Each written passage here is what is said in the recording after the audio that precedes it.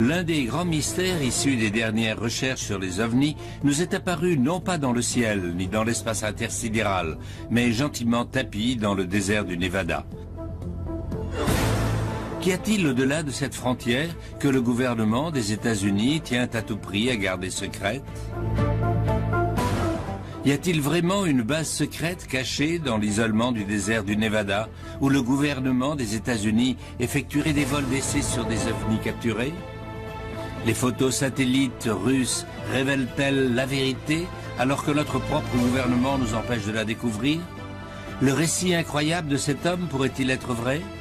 A-t-il réellement travaillé sur des vaisseaux extraterrestres pour apprendre à les piloter? Le gouvernement des États-Unis collabore-t-il avec des extraterrestres dans un complexe top secret portant le nom de code Zone 51?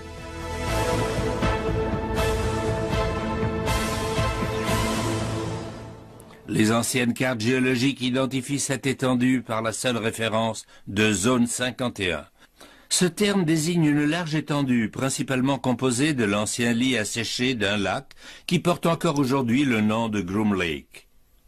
Ici, une base de recherche top secret est censée opérer jour et nuit, et même si le gouvernement persiste à laisser entendre qu'elle n'existe pas, des centaines de témoins oculaires et des dizaines de photographies aériennes attestent du contraire. Et si les rumeurs sont véridiques, cette installation abriterait l'un des secrets les plus extraordinaires et les mieux gardés de cette génération, voire de tous les temps. Le fait que ce complexe abrite des secrets d'État ne fait pas le moindre doute. Il suffit de consulter les cartes officielles émises par le gouvernement pour s'apercevoir que l'installation en question n'y existe même pas. Mais pourquoi donc cette base constitue-t-elle un tel secret? Serait-elle liée aux observations continues de vols d'ovnis dans la région? Quand l'affaire Lazare a fait la une, les passionnés d'ovnis ont déferlé sur le site. Ils sont arrivés dans leur 4x4 pour surveiller la base secrète. Dans une interview télévisée, Robert Lazar a soutenu avoir été employé de 1988 à 1989 dans une base encore plus secrète que celle de Groom Lake. J'allais au boulot en avion privé de l'aéroport McCarran de Las Vegas, directement à la zone 51. De là, un bus me conduisait vers une installation encore mieux gardée, située à une vingtaine de kilomètres au sud, la zone S4. S4 se situait au pied de la montagne de Papoose, aux abords de l'ancien lac de Papoose. La base est construite à même la montagne et les 9 portes de hangar s'inclinent à environ 60 degrés. Ces portes sont recouvertes d'une texture s'apparentant au sable pour mieux se fondre dans le paysage. D'après Bob Lazar, c'était dans cette base qu'il travaillait en tant que pilote d'essai sur des vaisseaux en forme de soucoupe, basés sur une technologie transmise à l'humanité par des êtres venus d'ailleurs. Autrement dit, je n'ai pas seulement lu les rapports et appris les théories de ces technologies, mais j'ai aussi assisté à leur démonstration et vérifié leur authenticité.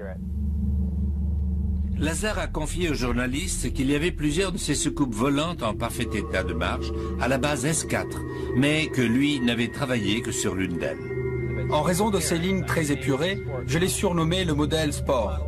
Il fait environ 5 mètres de haut et 12 mètres de diamètre.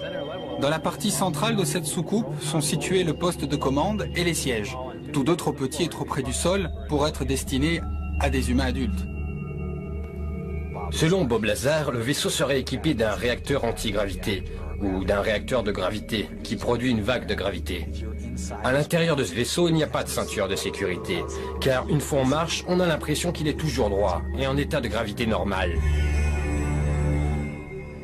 Si l'on croit le récit de Bob Lazar, une telle conception n'appartiendrait pas au domaine de la fantaisie, mais serait une réalité, une preuve tangible que la Terre a été visitée par des êtres intelligents venus d'une autre planète. Est-ce que le gouvernement des États-Unis a pu avoir accès à une telle technologie et la garder secrète au détriment de l'opinion publique et des médias pendant plus de 50 ans ? Et s'il n'y a plus de secret, pourquoi le gouvernement prend-il des mesures aussi extraordinaires pour s'efforcer de maintenir cette base cachée? D'après les recherches menées par le Salt Lake Tribune en 1993, le secrétaire d'État à la défense aérienne, Sheila Widnall, aurait sollicité le contrôle de plus de 2000 hectares de terre du domaine public dans le désert du Nevada, dans le complexe du massif montagneux de Nellis. Le reporter Glenn Campbell a tenté plusieurs années de briser le mur du secret qui entoure la zone 51 et la base mystérieuse de Groom Lake. La zone 51 est juste une petite partie de l'une des zones secrètes les plus connues de la base aérienne de Nellis. Au-delà, il reste de vastes étendues désertiques. Jusqu'au début des années 80, il était encore possible de se rendre à Groom Lake en voiture pour observer la base de loin. C'était une base secrète, mais c'était un secret connu de tous. Au milieu des années 80, l'armée a réquisitionné un massif montagneux tout entier, le massif de Groom. À partir de ce moment-là, la base a cessé d'exister. Il n'en restait plus la moindre trace sur les cartes officielles du gouvernement. Et depuis ce jour, il refuse de faire la moindre allusion à cette base. Qu'y a-t-il dans cette base qui justifierait l'application de mesures aussi strictes? N'y a-t-il personne en dehors de la base qui soit au courant de ce qui s'y passe? Il faut se rappeler que pendant de nombreuses années, les avions espions U-2 décollaient de la zone 51. Et c'était aussi le cas des Blackbird, du SR-71 et des chasseurs Stealth. Ces missions avaient lieu depuis des années avant que les médias en parlent. Mais le gouvernement serait-il prêt à déployer des moyens de défense meurtriers juste pour empêcher les gens d'observer des avions? Il y a 25 ans que j'étudie la zone 51. Des collègues aux quatre coins du monde m'envoient de l'information via notre site web, notre email ou autre. Nous disposons d'une mine de renseignements très intéressants, montrant non seulement qu'ils ont capturé et testé des ovnis, mais aussi qu'ils possèdent du matériel dont ils n'ont même pas encore découvert les fonctions. Il semble assez évident que ce site a été choisi en raison de son isolement. Et le fait qu'il fasse partie du champ de tir de missiles de la base de Nellis ne rend en rien le lieu plus hospitalier. Mais apparemment, ni l'isolement ni la peur des bombes ne suffisent à écarter les gens. Mais quelle autre mesure le gouvernement a-t-il donc pris pour protéger cette base fantôme des intrus? Qui menace la sécurité? Le citoyen moyen ou les fans d'OVNI? Ou craignent-ils l'intrusion d'espions? Et qui, au juste, aurait intérêt à protéger le secret le plus médiatisé au monde? Seriez-vous surpris d'apprendre que ce n'est pas du tout le gouvernement? Cela fait des années que des citoyens comme vous et moi se sont éloignés des sentiers battus, seuls ou en groupes entiers, en bus ou en camion pour voir la zone 51 de plus près, et ils ne voient en fait qu'un paysage ressemblant à une contrée du tiers-monde. Un véhicule d'intervention rapide ou un hélicoptère apparaît soudain au sommet d'une colline. Le message est on ne peut plus clair. Vous n'êtes pas les bienvenus ici.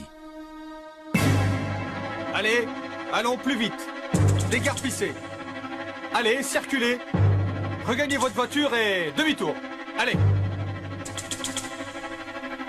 Mais vu l'étendue de ce complexe, il est humainement impossible de contrôler toutes les voies d'accès. Comment peuvent-ils être sûrs que personne ne leur file entre les doigts? On m'a dit qu'ils ont des missiles solaires dans le cas où des avions survoleraient la zone sans autorisation. Et on a eu droit à une poursuite dangereuse par un hélicoptère. S'il ne s'identifie pas immédiatement, un autre avion décollera pour l'intercepter et le forcer à quitter l'espace interdit. Ou il sera abattu. La question posée est judicieuse. Est-il possible que les mesures de sécurité aillent trop loin? Et que se passerait-il si l'un des deux côtés franchissait la ligne? Est-il possible que l'obsession des ovnis ait poussé tout le monde sur une fausse piste? Bien avant qu'il y ait une quelconque base dans les environs de Groom Lake, ce qu'on appelle la zone 51 n'était pas plus qu'un bout de désert réservé aux essais nucléaires. Il est possible que les gardiens de la zone 51 veuillent seulement protéger les gens des radiations résiduelles émanant du champ d'essai. Mais cet avis n'est pas partagé par Norio Hayakawa. Il a pu découvrir en personne les mesures de sécurité agressives déployées dans cette zone.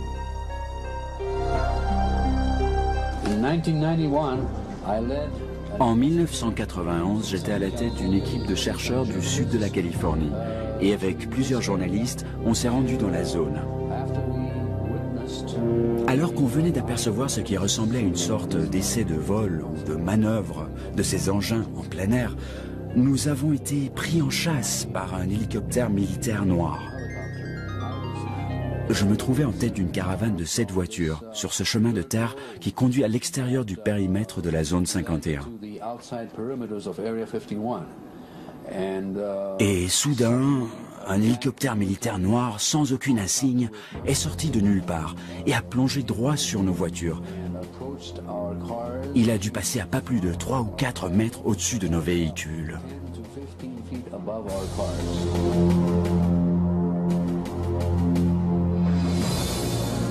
Et pourtant, si Norio Hayakawa et les gens qui l'accompagnaient avaient réellement pénétré dans un domaine militaire, n'auraient-ils pas été sommés, voire même arrêtés?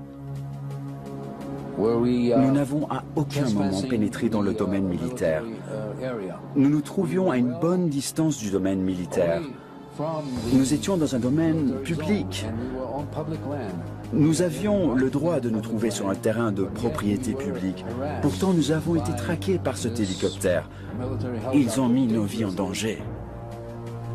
Quoi qu'il se passe dans la zone 51, il est peu probable qu'on en écarte les gens pour les protéger des risques d'accidents ou des radiations atomiques. Le dispositif de sécurité vise plutôt à protéger ceux qui se trouvent à l'intérieur du complexe.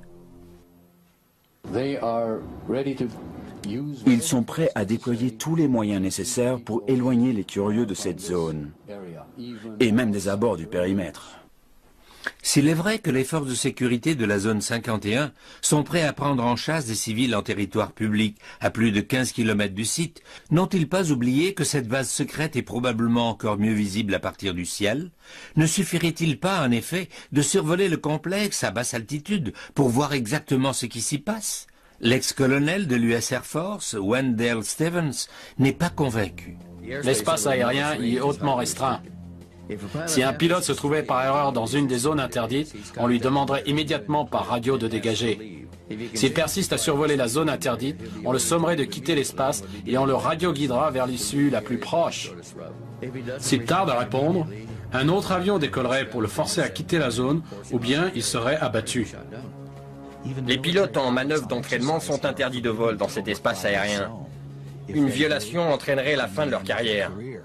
Même un pilote de l'aviation civile peut perdre sa licence s'il survole la zone de Groom Lake. Il y a plus de 40 ans que ce site sert aux essais dans le cadre des projets noirs. Autrement dit, les secrets militaires les mieux gardés du monde, et c'est là qu'ils se trouvent. Le site est parfait pour ça. Il est entouré de montagnes, en plein milieu de nulle part, et juste à côté d'un terrain d'essai nucléaire. On m'a informé que la base est équipée de missiles solaires, dans le cas où des avions intrus survoleraient la zone. Il y a aussi des détecteurs de mouvement enfouis dans le sol, et des appareils capables de déceler l'odeur d'ammoniac dégagée par l'épiderme humain. Il y a aussi des caméras de surveillance qui épient le moindre mouvement aux abords de la base. Vous voyez, c'est un site extrêmement bien protégé. Évidemment, ce genre de mesures de sécurité sont habituelles pour des installations militaires ultra secrètes. Peut-être testent-ils la prochaine génération d'armements de pointe, des rayons à particules de haute puissance, ou peut-être des armes spatiales, ou faut-il chercher ailleurs? A-t-on la moindre preuve qui confirmerait le témoignage de Bob Lazar? La source d'énergie qui permet aux vaisseaux extraterrestres de se déplacer dans le cosmos serait-elle entre les mains du gouvernement? Nous sommes très nombreux à avoir consacré énormément de temps et d'énergie à la recherche sur la zone 51. Mais je ne doute pas un instant qu'ils soient en train de développer un nouveau type de technologie. Nous avons pu apercevoir des engins survoler la zone 51 au-dessus du massif de Groom.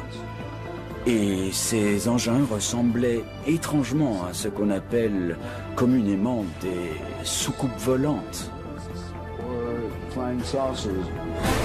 Un nombre sans cesse croissant de scientifiques spécialisés dans le domaine des ovnis affirment que les projets secrets menés par le gouvernement à Groom Lake sont d'une manière ou d'une autre liés à une technologie venue d'une autre planète. Que ces affirmations soient vraies ou fausses, une chose reste sûre. Les témoins ont vu des engins volants survoler Groom Lake, engins dont l'aspect ne semble pas avoir été conçu par des humains. S'agissait-il en fait d'ovnis survolant la zone 51? Et que dire des photographies, des enregistrements vidéo et ces lumières étranges dans le ciel? Dispose-t-on de témoignages faibles qui confirmeraient la présence de vaisseaux, voire d'êtres extraterrestres dans la zone 51? Le récit de Bob Lazar ne marque ni le début ni la fin de la saga de la zone 51. Un certain nombre de personnes avaient déjà vu des ovnis dans le désert du Nevada, bien avant la naissance de Bob Lazar.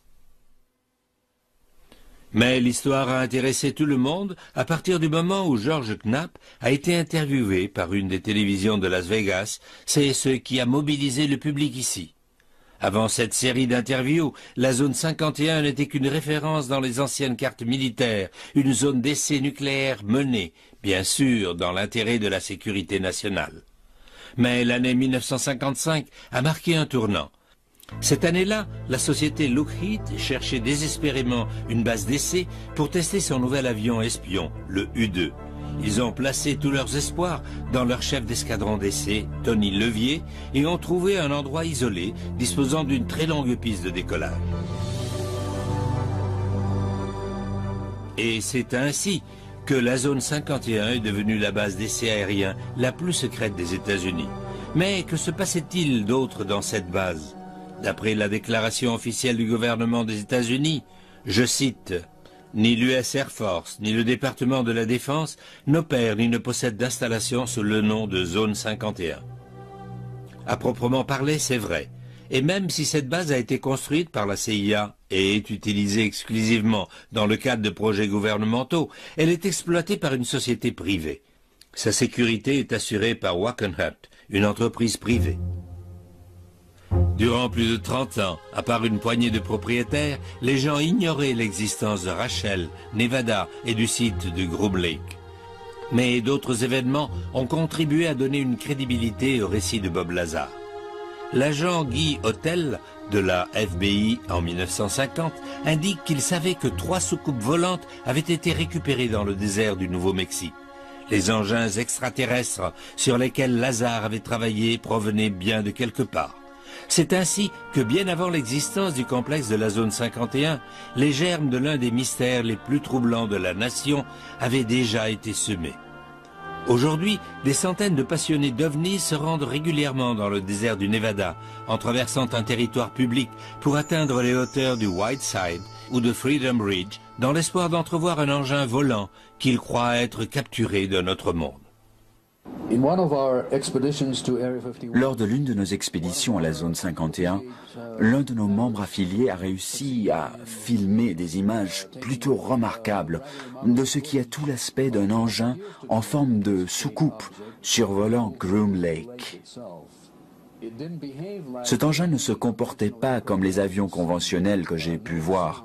Il n'émettait pas le moindre bruit. Mais ce qu'il y a de vraiment remarquable, c'est qu'à d'autres occasions, nous avons pu voir les manœuvres en zigzag exécutées par ce type d'engin. Et parfois même avec des virages à 75 degrés, suivis d'ascensions et de descentes soudaines.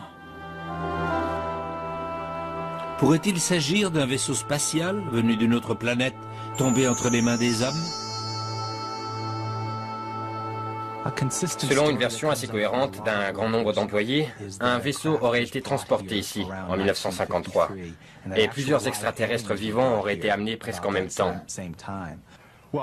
Cela fait des années que les Russes photographient la zone 51. Staline portait un grand intérêt aux ovnis et il voulait en savoir plus sur ce qui se passait à Roswell. Ils ont conclu que les événements de Roswell avaient bien eu lieu, que quelque chose s'y était écrasé, que ce n'était pas un ballon météorologique ni un objet terrien. Ils ne savaient pas exactement d'où ils venaient, mais ils savaient qu'ils étaient ni à eux ni à nous et qu'il fallait à tout prix l'étudier. Bien entendu, sans preuve, ces affirmations restent du domaine de l'ouï-dire et des rumeurs. Mais existe-t-il de telles preuves? Toutes les histoires qui planent autour de cet endroit restent un mystère, tant pour les employés que pour nous tous. Peut-on retracer l'origine de toutes ces histoires d'ovnis capturés? Et comment ces engins sont-ils arrivés à la zone 51? Ce ne sont pas les responsables de la zone 51 qui vont admettre quoi que ce soit.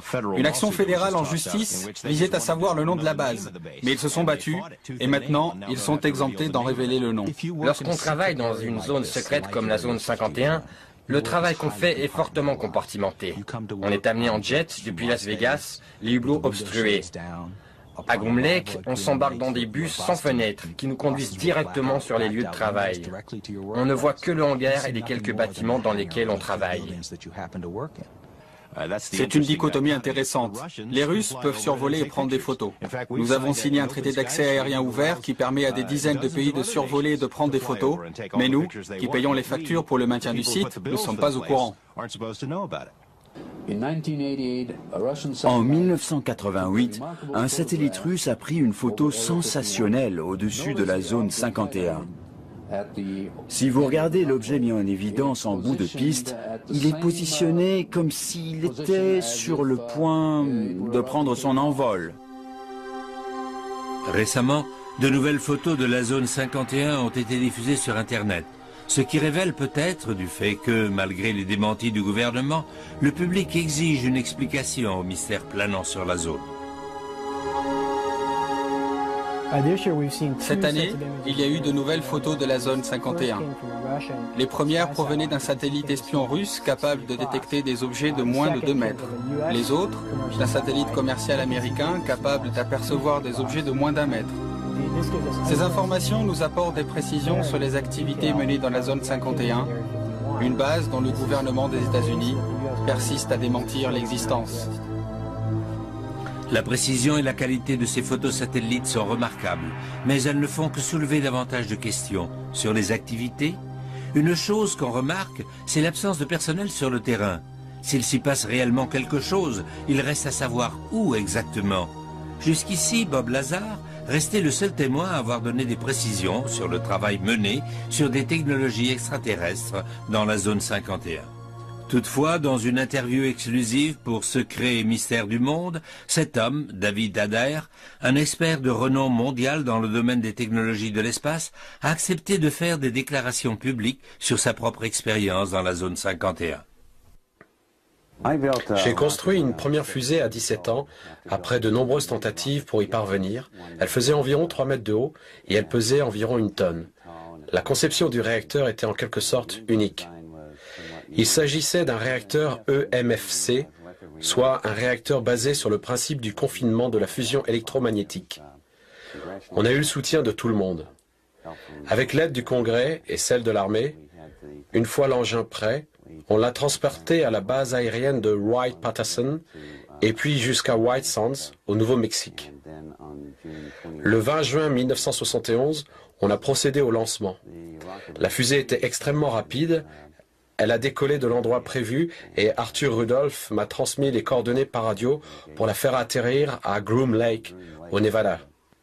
La fusée a atterri grâce au parachute qui était attaché et nous avons pris l'avion de White Sands à Groom Lake. À notre arrivée, on a pu constater 2 pistes d'envol de plus de 3000 mètres chacune, ce qui est une base aérienne importante. Une fois au sol, quand nous sommes arrivés au hangar central, nous nous sommes arrêtés et tout à coup, le sol tout entier s'est affaissé sous nos pieds. En fait, nous étions sur un ascenseur géant. On est descendu à environ 60 mètres sous terre et lorsque nous sommes enfin sortis, on a vu qu'on se trouvait dans une installation gigantesque, surmontée d'une sorte de toit en cascade comme un arc-en-ciel.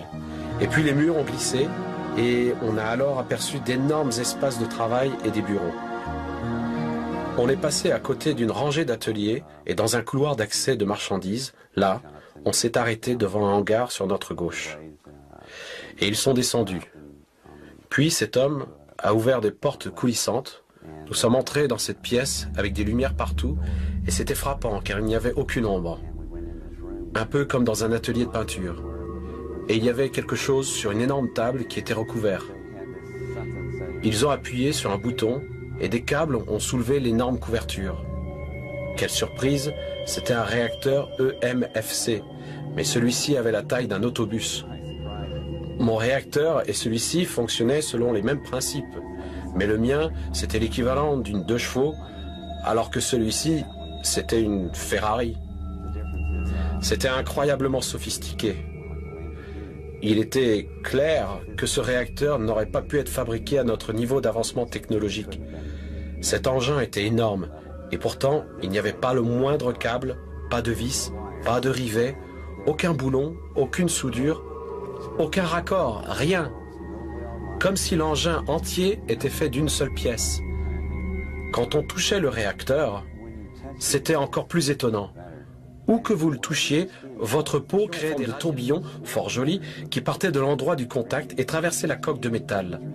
L'onde se propageait sur 2 mètres de rayon dans toutes les directions. C'était vraiment intéressant, c'était sensible au toucher. C'était trop pour moi. Ce réacteur ne pouvait pas leur appartenir. C'était impossible, en raison de sa conception.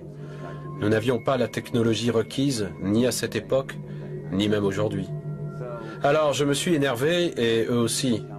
Ils m'ont ordonné de redescendre. Je commence à descendre, mais cette fois, lorsque je touche la paroi du réacteur, les tourbillons bleus et blancs deviennent rouges flamboyants.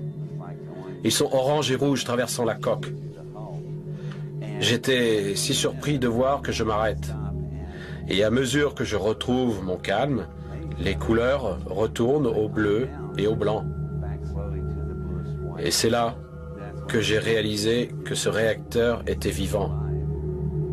Il ne réagit pas aux radiations thermiques, mais plutôt aux ondes.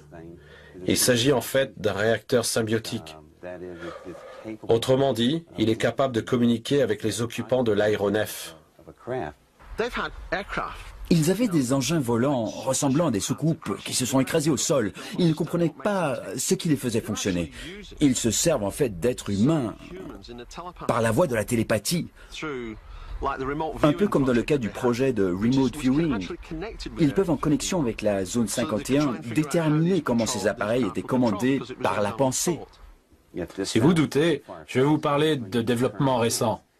À l'université de Princeton, au laboratoire de recherche Pear Labs, le professeur Robert Jahn travaille en ce moment même sur le nouvel avion de combat X-29 et plus particulièrement sur un module de transmission par lequel le pilote, dans son casque, est connecté au cerveau-commande de l'avion au moyen d'électrodes reliées à son crâne, et ce sont ses pensées qui font réagir l'avion.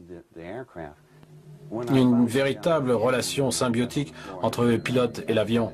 C'est quand je suis redescendu du réacteur et que je l'ai regardé que je me suis vraiment rendu compte qu'il était d'origine extraterrestre. Cette conception n'avait rien à voir avec notre technologie. J'ai compris que cet engin était en fait la preuve que tout le monde cherche, et ça m'enrageait qu'ils cachent cette information du public, car ils n'ont aucun droit de faire ça. Cet épisode s'est terminé lorsque David fut écroué jusqu'à l'arrivée du général Curtis LeMay, à l'époque commandant de la division stratégique de l'armée de l'air, qui l'a escorté jusque chez lui. Oui, LeMay est revenu me chercher.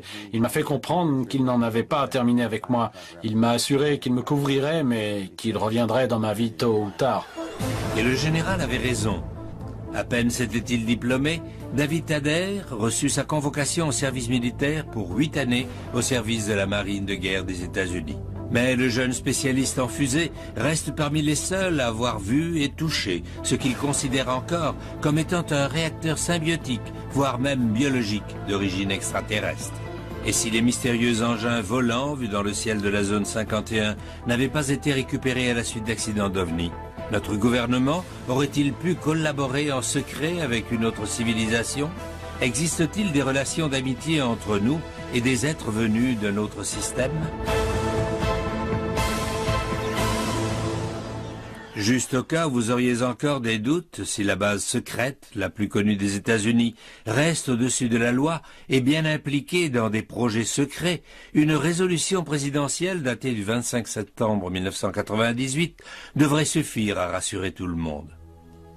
Dans ce document, le président Clinton exemptait les forces de l'armée de l'air, opérant à proximité, de toutes les législations portant sur les déchets dangereux ou solides, tant à l'échelon fédéral, de l'État qu'interétatique, et qui supposerait la divulgation de renseignements classés secrets et dont la divulgation serait préjudiciable à la sécurité nationale. Mais de qui doit-on protéger la nation? Personne ne met en cause les déclarations de Robert Lazar sur son travail sur un modèle grandeur nature de ce vaisseau extraterrestre. Il s'agit de l'information la plus importante des 100 dernières années. Et d'après David Adair, un réacteur encore plus grand et avec des proportions et une puissance énorme serait également entre les mains du gouvernement des États-Unis depuis plus de 30 ans.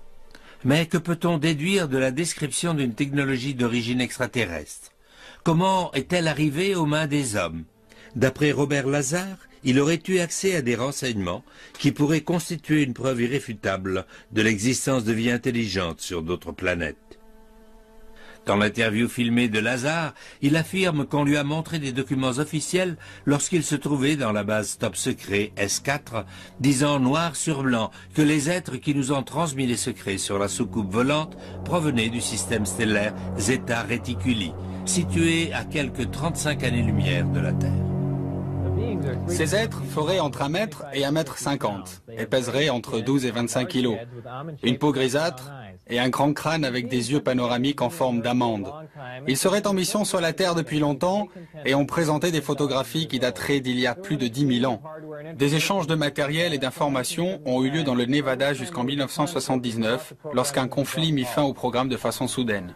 Rares sont ceux qui ont fait le lien à l'époque, mais l'identification faite par Lazar du système Zeta Reticuli vient appuyer un récit fascinant, raconté il y a 20 ans par Betty Hill, l'une des premières à avoir été enlevée par un ovni. Lorsque Betty était à bord du vaisseau, elle a eu la présence d'esprit de jeter un bon coup d'œil et de poser des questions. Et elle a vu afficher ce qui ressemblait à une carte de la galaxie. Elle a demandé au présumé leader du groupe ce que cela représentait. Et il a répondu, « Bien, voyez, ceci représente notre secteur de l'univers. » Et ça, Betty s'en souvient clairement. Il semblerait que cela soit gravé dans son subconscient, ce qui lui a par la suite permis de retracer un schéma de ce qu'elle avait vu sur la carte dans le vaisseau. Personne ne savait ce que cela représentait, excepté une jeune astronome très brillante, Marjorie Fish. Elle l'a regardé et elle a dit « Je pense que je peux déchiffrer quelque chose. » Et, au bout de 6 années de recherche, Marjorie a reconstitué ce qu'elle pensait être la carte dont Betty avait le souvenir. Se trouvaient ici plusieurs systèmes stellaires qui n'ont été découverts que vers la fin des années 60. Les découvertes ultérieures ont alors rendu la carte interprétée par Fish valable. Le système stellaire, d'où le commandant du vaisseau a dit à Betty qu'il provenait, est appelé Zeta Reticuli. Betty Hill aurait-elle pu inventer tout ça? Et Bob Lazar aurait-il tiré ce nom d'un chapeau de magicien? Ou sommes-nous enfin en présence de preuves irréfutables de la venue d'extraterrestres sur Terre, voire d'enlèvements liés à la zone 51? Betty et Barney n'ont pas menti, car dans les années suivantes, leur récit n'a constitué qu'une partie infime de la vaste quantité de preuves confirmant que ces événements sont réels. Mais alors est-il possible que le gouvernement ait conclu une sorte de contrat avec les extraterrestres? Une telle hypothèse est-elle envisageable? Il est possible que nos gouvernements arrivent à une entente avec un autre monde. En contrepartie de la technologie de pointe que nous avons acquise en si peu de temps, nous leur avons peut-être donné autre chose, comme la possibilité d'aller et venir et de se servir de notre Terre comme relais vers d'autres planètes. Ils sont peut-être en quête de ressources, d'eau ou de minéraux de notre planète, ou peut-être même qu'ils veulent se servir de nous comme ressources. Les théories et les possibilités laissent perplexes. Notre gouvernement agissant avec des forces extraterrestres, des enlèvements, des réacteurs, tout ça caché dans le sable du désert dans la zone 51. S'agit-il en fait du secret que le gouvernement est si anxieux de protéger à Groom Lake? Y a-t-il la moindre possibilité que la zone 51 soit utilisée comme une sorte de port spatial accueillant des vaisseaux, un échange de technologies nouvelles? La zone 51 peut facilement faire office de port spatial. Toute installation protégée de cette façon est entourée d'un périmètre de sécurité pour éloigner le public. Et dans un endroit aussi isolé que le désert, on pourrait y aller et venir sans difficulté, particulièrement si on a un vaisseau invisible sur les radars. Et peut-être même qu'il serait invisible à l'œil nu. Lazar affirme qu'il a vu comment opérer le système d'alimentation du vaisseau et qui utilise une quantité énorme d'énergie uniquement obtenue à base d'antimatière. Et selon Lazar, une seule arme basée sur l'équilibre matière-antimatière pourrait facilement détruire toutes les civilisations terriennes. Il affirme que le fait d'utiliser cette source d'alimentation rend ce vaisseau indétectable. Cette soucoupe ne peut être aperçue de nulle part. Elle est d'ailleurs parfaitement invisible. Tout ce que vous verriez, c'est le ciel qui l'entoure. Ces affirmations sont fantastiques et Bob Lazar a été accusé d'en avoir inventé une partie. Existe-t-il la moindre raison de croire ce qu'il dit? J'ai constaté en l'écoutant parler que Bob Lazar est parmi les scientifiques qui s'expriment le mieux dans le monde de la physique. J'ai pu voir des gens en train de travailler là en bas. Il est évident qu'il en fallait pour ces projets et on devrait écouter de plus près ce qu'il dit et l'analyser vraiment. Supposons un instant que toute l'histoire est véridique. Quel dessein le gouvernement pourrait-il avoir à l'égard de toute cette technologie? Norio Hayakawa n'est pas d'avis que ces technologies de pointe serviront à améliorer le sort de l'humanité. Vous pouvez être sûr et certain que cette technologie finira tôt ou tard par être utilisée à des fins militaires. Il pourrait s'en servir pour un conflit d'une échelle sans précédent. Un type de guerre que nous n'avons jamais vu.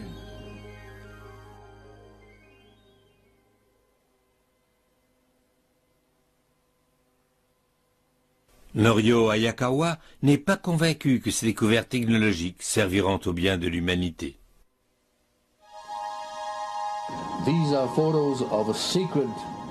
Voici des photos d'une installation secrète opérée par la Lockheed Corporation en Californie.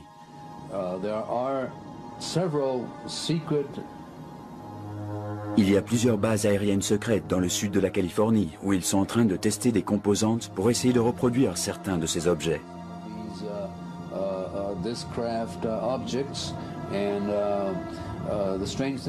Et ce qui est étrange par rapport à cette installation, c'est qu'on ne voit jamais d'appareil sur le tarmac, absolument aucune sorte d'avion.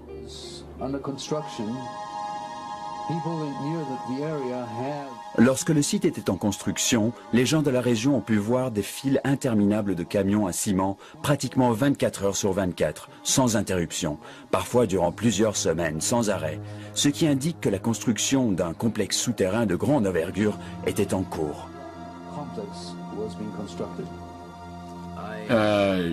J'ai eu de la chance de pouvoir interviewer des personnes qui ont participé à la construction de la base souterraine de la zone 51.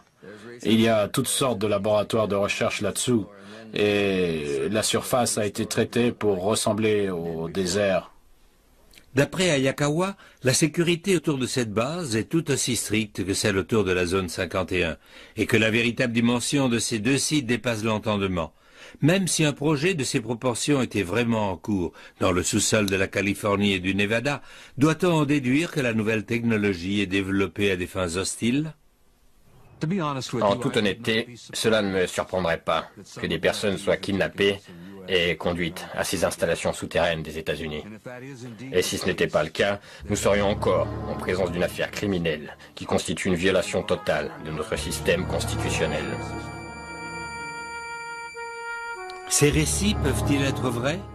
Des personnes enlevées par des ovnis et emmenées à la zone 51? Existe-t-il la moindre preuve qui soutienne ces allégations? Dans la vidéo, Robert Lazar affirme que l'installation S4, située à proximité de la zone 51, est cachée dans une montagne avec 9 portes de hangar, conçues pour se fondre dans l'environnement.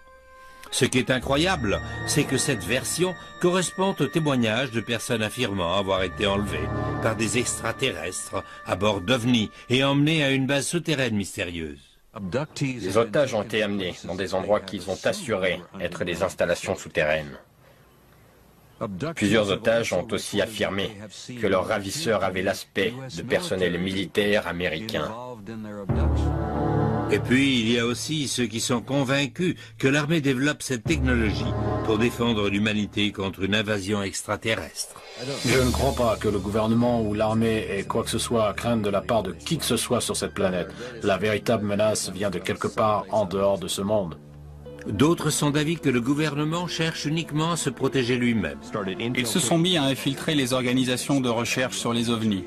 Ils ont commencé à espionner les chercheurs. Ils ont diffusé de fausses informations pour brouiller les pistes. Ils ont activement encouragé une politique visant à couvrir de ridicule toute personne affirmant avoir vu des ovnis. Mais les gens qui voient des ovnis ne sont pas fous du tout. C'est juste le prisme par lequel on voit ces nouvelles à l'heure actuelle. Le gouvernement a fait un excellent travail de brouillage des pistes. Tous ces témoignages d'objets volants au-dessus de la zone 51 sont faciles à expliquer. Ils voient des objets volants dans le ciel, c'est un fait.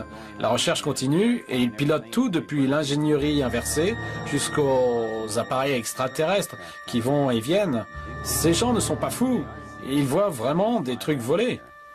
C'est une installation souterraine militaire aux dimensions énormes. Certains de mes amis qui ont visité les lieux disent que c'est réellement un bâtiment de 40 étages sous terre. Énorme. Si les ovnis existent bien, Le gouvernement a sûrement de bonnes raisons d'éviter la panique et pour que la société ne réagisse pas de façon excessive face à cette situation. Probablement, le gouvernement est-il au courant de l'existence des ovnis depuis les années 40 et 50. Durant cette période, il y avait une grande hystérie anticommuniste à propos des affaires du monde. En introduisant la notion d'ovni, on aurait risqué une hystérie de masse. Et ce sont alors les fondements même de notre société qui auraient été ébranlés. Ils essayent de dissimuler ces événements. Ils traitent le public comme s'il ne méritait pas la moindre attention. Ils ont des appareils dans des caisses qui pourraient servir au bien de l'humanité.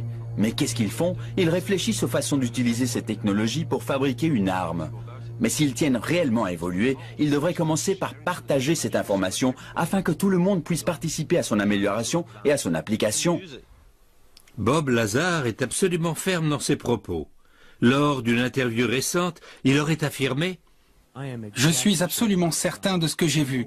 Je sais où en est la science traditionnelle et la physique. Et j'affirme qu'il s'agit d'un appareil extraterrestre. Cette technologie a des centaines et des centaines d'années d'avance sur la nôtre. Un point, c'est tout. Mais pour ceux d'entre nous qui n'ont pu le voir de leurs yeux, la question reste: existe-t-il des preuves irréfutables qu'une technologie venue d'ailleurs est en train d'être testée et utilisée dans la zone 51? Est-il possible qu'enfoui dans le sous-sol du désert, au-delà du cordon de sécurité le plus efficace de l'histoire, il existe une preuve de l'existence d'une vie dans d'autres mondes? Si cette preuve y existe, elle soulève une autre question encore plus cruciale. Le monde pourrait-il devenir un monde meilleur si cette incroyable information était divulguée et si l'inconnu devenait l'inimaginable?